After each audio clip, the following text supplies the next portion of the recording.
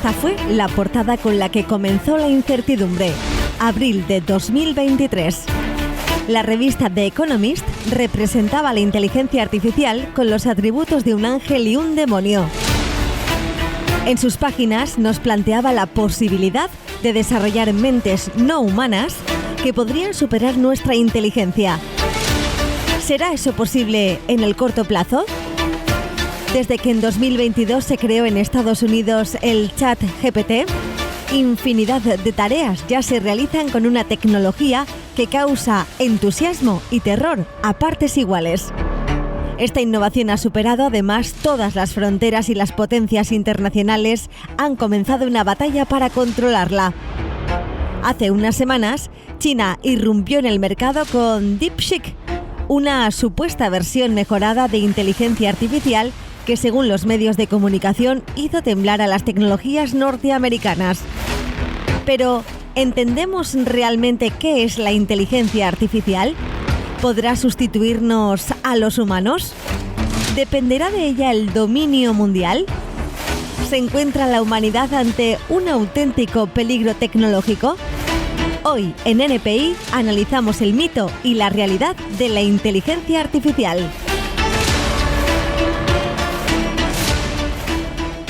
¿Qué hay de mito? ¿Qué hay de realidad en la inteligencia artificial? Desde hace ya 5 años aproximadamente se habla mucho sobre esta nueva tecnología que algunos piensan que podrá incluso sustituir al cerebro humano.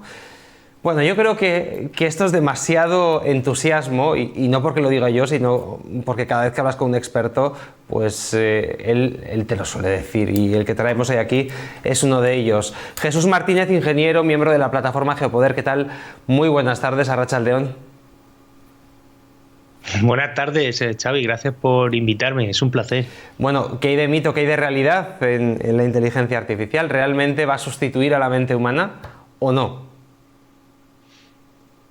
Lo que hay es mucha gente con ganas de ganar dinero y con la capacidad de decirlo públicamente para inflar sus acciones, que yo haría lo mismo. Si yo fuera el CEO de OpenAI, pues lo diría. Si con eso mis accionistas ganan más dinero y yo también, pues lo digo. Que luego se queda en agua de borrajas, pues ahí tienes los ordenadores cuánticos, la astrofísica también tuvo su época de Weston la caña, y la teoría de cuerdas y el no sé qué y el no sé cuántos. Y pues esto es la que toca ahora, es esta. Si te parece, por centrar el balón, vamos a hablar de lo que es la inteligencia artificial. ¿Cómo la definirías tú como ingeniero? Si le tienes que explicar a una persona que no tiene ni idea de inteligencia artificial, ¿cómo se lo dirías de una forma sencilla? Pues lo que se llama vulgarmente inteligencia artificial es un modelo de reconocimiento del lenguaje, ¿vale? Que es un algoritmo bastante cañero, o sea, un código que se ejecuta en un ordenador que es capaz, pues, de entender el lenguaje, y yo animo a que todo el mundo pruebe los sistemas que hay. Más conocido pues es el ChatGPT, por ejemplo, ahora el chino que ha aparecido nuevo, que lo pruebe y que lo use, porque es súper interesante y bastante útil en ciertas áreas. Pero lo que no es una inteligencia, porque ni siquiera la comunidad científica se pone de acuerdo en qué es la inteligencia. Pues no va a venir ahora un código a decir que es inteligente. Es un modelo de reconocimiento del lenguaje, y hay que darle la importancia que tiene y aprender a usarlo como una herramienta que es. Y ya está. Eso es importante. En el fondo y es importante, Jesús, saber qué puede llegar a hacer la inteligencia artificial y qué no puede llegar a hacer la inteligencia artificial. Yo creo que esto es importante tenerlo claro, porque cada vez que abrimos un artículo sobre esta cuestión encontramos, pues bueno, todo tipo de fantasías, ¿no? Como aquel artículo al que hemos hecho referencia de The Economist, donde prácticamente decía que podría sustituir a la mente humana. En absoluto que no, en absoluto que no. Es súper importante lo que acabas de traer a la mesa. Lo vamos a desgranar. Incluso vamos a traer datos energéticos que son muy ilustrativos, lo vamos a ver. Pero vamos a empezar por lo que tú has comentado. ¿Qué es lo que es y para qué sirve? ¿Para qué sirve? En la aplicación actual, la más común vendría a ser un Google mejorado. Que Google ya iba bien hasta hace unos años. Lo que pasa es que han utilizado estos algoritmos para manipular todas las búsquedas de Google, y ahora tenemos que utilizar un chat GPT, por ejemplo, para que nos busque lo que ya no podemos llegar a encontrar en Google, porque Google te devuelve mucha basura. O sea que fíjate, es como que te has estropeado a ti. Hay mucha propaganda. A partir del año 2020 yo recuerdo que las búsquedas cambiaron completamente, ¿no? Antes del año 2020 totalmente. encontrábamos lo que buscábamos, eso sí que es verdad. Entonces, fíjate, ellos han creado un problema con la misma herramienta con la que te van a dar la solución. Resulta un poco absurdo. Pero al final del día lo que te permite Google es buscar, y lo que te permite ChatGPT es buscar más potentemente. Ahora, y esto es una cosa que muy poca gente comenta. ChatGPT, DeepSeek, que es el chino. Esos son todo tecnologías muy potentes a las que nosotros no tenemos acceso. Lo que nos dan a nosotros para usar en el ChatGPT, incluso el que es de pago, es uno con mucha agua en el azúcar. Ahí hay muy poquito azúcar. Hay mucha agua y muy poco azúcar. Es decir, lo que a nosotros nos están dando acceso está muy capado, pues en potencia de cálculo, en lo que puede acceder, lo que no puede acceder, pero podemos tener por seguro que los centros de inteligencia tienen unas versiones ultra capaces, tanto del ChatGPT como del DeepSeek, que se ha puesto ahora mucho de moda porque salió hace poco y bueno, se supone que va a tumbar a ChatGPT y tal. No nos engañemos, esto está muy manipulado. Y está muy manipulado no solo por un motivo espurio, sino por necesidad. Primero, la cantidad de energía que estos sistemas consumen es brutal. Pero brutal, luego daremos unos datos. Entonces, todo lo que sea darlo gratis, alguien lo tendrá que pagar. Entonces, te lo dan todo con el volumen bajito. Hay un tipo ahí, digamos, imaginémonos, con un volumen en el ChatGPT y te sube y te baja el volumen. Esto sería como cuando le regalamos a los niños de 3, 4 años estos ordenadores que justo les valen para que un patito les haga un ruidito, les aparezca un leoncito, y el papá o la mamá pues tienen una pedazo computadora que les vale para jugar a juegos con unos gráficos 3D fantásticos, y el pobre niño pues tiene esa pantalla en blanco y negro, esa que tenían los ordenadores, ¿no? de los años 80, algo así. Exactamente. Lo que nosotros nos están dando acceso está muy limitado por temas de energía, por temas éticos y por otro tipo de razones. Una de esas razones también es para que sea homogéneo. Si tú dejas que una plataforma como ChatGPT se comporte a su aire, pues ya han habido muchos ejemplos de lo que ocurre. No sé si te acuerdas, hace muchos años que Microsoft sacó una y al rato, como había estado leyendo foros de no sé qué, empezó a criticar el holocausto y a decir unas cosas bárbaras. ¿Por qué? Porque le soltaron las riendas. Eso fue hace unos años. Entonces, por definición, tienen que ser sistemas que te dan respuestas muy neutras, no se meten en jaleos, por decirlo de una manera, leen de fuentes todas muy comunes. Por lo tanto, lo que tú le metas al sistema, lo que tú le identifiques, los tokens que les pongas, los sitios donde tú le digas que tiene que fijarse, es lo que te va a dar. Pero tú no le puedes pedir ni capacidad crítica. Muchas veces el ChatGPT te dice en una frase una cosa y en la siguiente frase la contraria y no es capaz de darse cuenta. Entonces hay que darle la importancia que tiene, hay que darle el uso que se le puede dar y utilizarlo en la medida de lo que te puede dar. Y luego importante también tener en cuenta que estas tecnologías tienen unos dueños que evidentemente pues tienen unos intereses de empresa, unos intereses económicos, y evidentemente no van a permitir que su criatura les pegue un guantazo. Por lo tanto, ellos también van a estar muy interesados en limitar, ¿no?, la capacidad en función de los intereses que ellos tengan, ¿no?, para que el usuario común, cuando lo utilice, pues tenga un resultado que a ellos les beneficie. Y ahora muchísimo más que antes, porque antes cuando Google aún funcionaba, pues tú podías, te tirabas 10 minutos pasando páginas de Google, de búsquedas, hasta que finalmente conseguías llegar a lo que estabas buscando.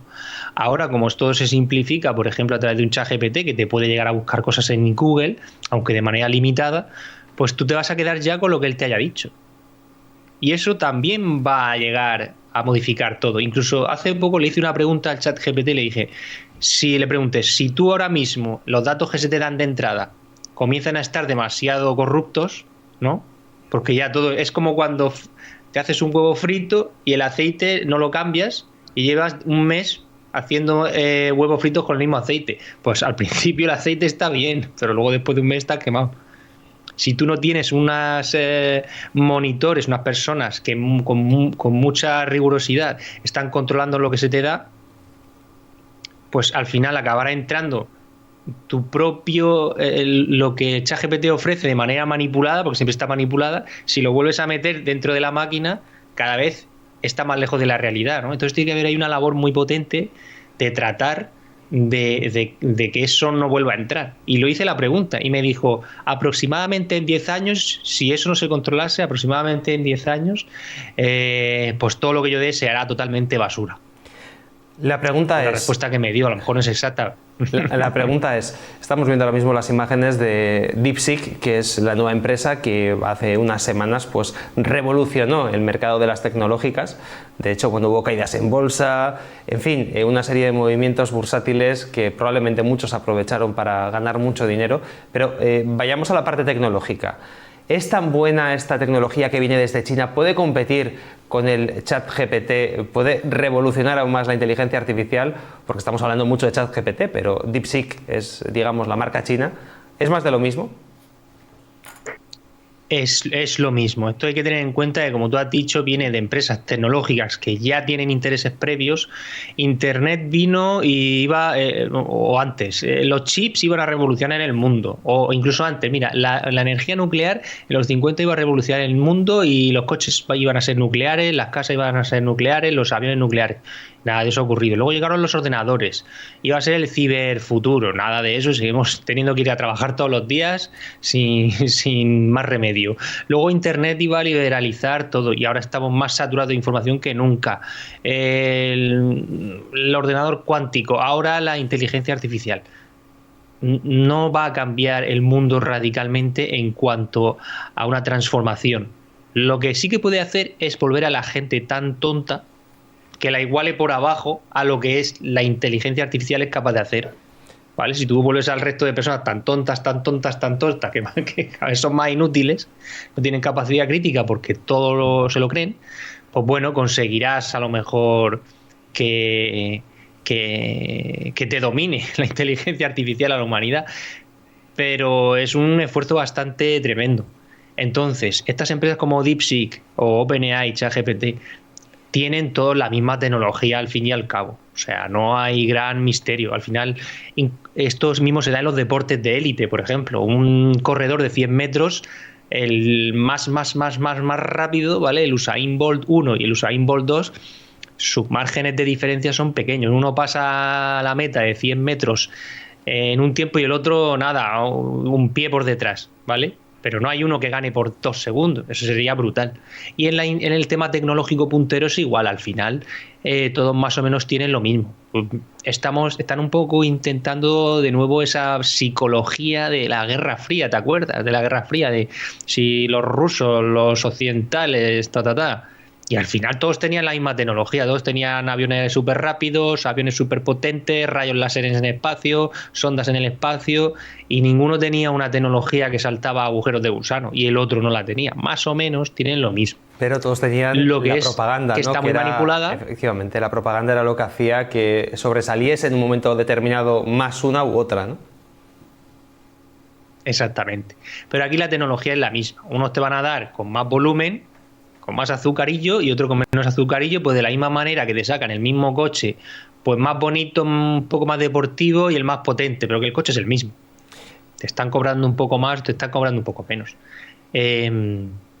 Y eso son estrategias de marketing, estrategias de control, pero también hay un componente muy importante que es el energético. Estas cosas consumen muchísimo. Ahí quería llegar yo, porque hemos hablado de esta cuestión por encima a lo largo de esta charla que estamos teniendo, Jesús, y es que tenemos datos, porque claro, aquí teniendo en cuenta que hace falta tanta energía para poner en marcha estos sistemas, la pregunta que uno se hace es, ¿va a ser viable seguir utilizando esta energía? Porque si realmente tenemos que utilizar recursos energéticos que ya de entrada son escasos, ¿no? por motivos que ahora no vamos a explicar aquí, ¿qué va a pasar con esto? Claro, por ejemplo, los primeros ordenadores, a poco que sepas un poco de historia de la tecnología, pues eran famosos porque ocupaban una planta entera de un edificio, ¿no? Y aquello eran monstruosos y comparado con lo que tenemos hoy, apenas hacían una suma y una división, ¿no? Por decirlo de una manera. Lo que tenemos ahora, ¿eh? Y sin embargo, lo que ahora. Un móvil que te hace, te evita hasta vídeos. Exactamente. Pues con los precedentes históricos de desarrollo tecnológico que tenemos, podemos esperar que ocurra lo mismo. Un ordenador antes ocupaba una planta entera de un edificio de IBM y ahora lo tienes en la palma de tu mano. Entonces es de esperar que estas cosas evolucionen, pero hay un límite. Vale, podemos esperar que mejoren, pero hay un límite. Y aquí podemos traer unos cuantos datos. Vamos a por este gráfico para tratar de ilustrar que nos has enviado. ¿Qué significa este gráfico que estamos viendo? Exactamente. Estamos tratando de ilustrar aquí realmente qué salto tecnológico hay entre la biología, la tecnología de la biología, el cerebro humano, por ejemplo, el cuerpo humano y la tecnología, eso que artificialmente el ser humano es capaz de crear. ¿Podemos esperar que el consumo de estos ChatGPT, DeepSeek se reduzca? Claro que va a ocurrir, de la misma manera que ocurrió con los ordenadores, de ocupar una planta de un edificio a caber en la palma de la mano. Pero en esta ocasión hay un límite que no va a permitir que llegue a esa igualdad. Aquí tenemos un gráfico donde hemos puesto lo que consume ChatGPT para responderte a una pregunta sencilla y lo que consume un ordenador durante una hora o un ser humano sentado pensando durante una hora, y un poco por esa cosa del huevo y la gallina, pues la energía contenida dentro de un huevo, en lo que se dice megajulios. ¿Vale? Entonces, aquí queremos traer la siguiente ilustración. Si tú le haces una pregunta a ChatGPT sencilla, ¿cuáles son los colores de la bandera de España? Y aproximadamente, de acuerdo a ChatGPT mismo, que es el que me ha dado esta información, le pregunté, ¿no? Me dijo, pues aproximadamente esa operación tarda 0,5 segundos y consume 1 millón de julios. Bien, ahora hay que ponerlo en contexto. 1 millón de julios, ¿cuánto compara contra un ordenador? Pues por ejemplo, un ordenador portátil como un MacBook Pro, funcionando a plena potencia durante una hora, estás viendo vídeos, editando vídeos, haciendo lo que te dé la gana, al máximo de su capacidad. Sin embargo, serían 0,06, que es lo que vemos aquí en la gráfica, esa escala de magnitud. Un ser humano, ¿vale? No el cerebro, sino el cuerpo humano entero, funcionando durante una hora y pensando, ¿vale?, consumiría esos 0,015.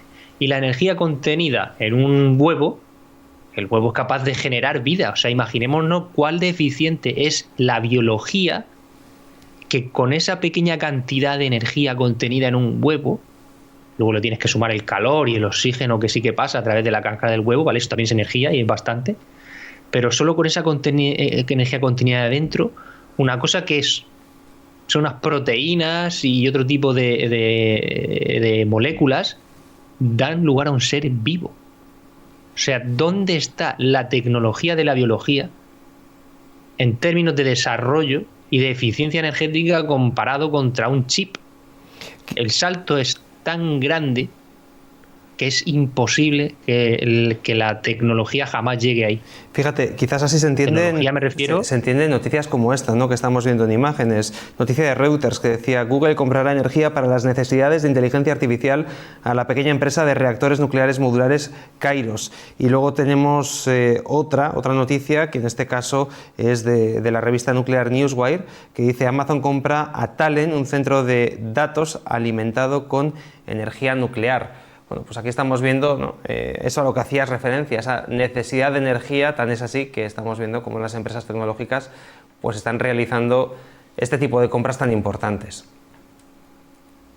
Esas noticias lo terminan de ilustrar completamente. La necesidad de energía eléctrica es tan brutal que estas grandes empresas relacionadas con OpenAI y Amazon están comprando o bien centrales nucleares abandonadas para empezar a modificarlas de alguna manera, comprando reactores nucleares pequeños, o incluso hablando con centrales nucleares en Estados Unidos que ya funcionan, para poder colocar una pequeñita, ¿no?, en sus instalaciones, aprovechando toda la infraestructura que tienen, de manera que puedan empezar a gestionar esa propia energía. Fíjate, dentro de un comité de una empresa tan grande, lo importante que tiene que ser para que se apruebe semejante medida dentro del presupuesto de una empresa, de meterse en el jaleo, de comprarte una central nuclear. O sea, eso tú no lo haces si no está bien claro, que es un tema bastante complejo. Entonces, en ese gráfico que hemos puesto, por cierto, me gustaría añadir que recalcar que lo que se ve es la comparación de lo que gasta ChatGPT en medio segundo, que es lo que tarda en procesar la pregunta, comparado con lo que tú haces en una hora. Medio segundo contra una hora. El orden de magnitud es tan grande que si quisiéramos ponerlo todo en horas, ¿vale? El ChatGPT en horas y el resto ya está en horas, habría que multiplicar el consumo de ChatGPT por 7.200. Pues como dice el sabio refrán, no hay más preguntas, señoría. Nos hemos quedado sin tiempo. Jesús, simplemente si quieres un último titular, una última conclusión para cerrar este espacio. Me encanta que hayamos podido traer este tema, aclarar ciertas cosas, ponerlo en contexto, y animo a que la gente lo utilice, pero que sea crítica. Y lo que es importante es darle buenos datos para que te devuelva buenos datos. Si le das malos datos o pretendes que te haga el trabajo de la universidad desde cero, vas a suspender. Pues mientras tanto, lo siento mucho por aquellos que tenían ilusiones. Tendremos que seguir utilizando el cerebro humano, gracias a Dios, dicho sea de paso. Jesús Martínez, miembro de Geopoder, ingeniero, experto en inteligencia artificial, gracias por habernos dedicado este ratito y espero verte pronto. Pues muchísimas gracias, estoy esperando. Un abrazo.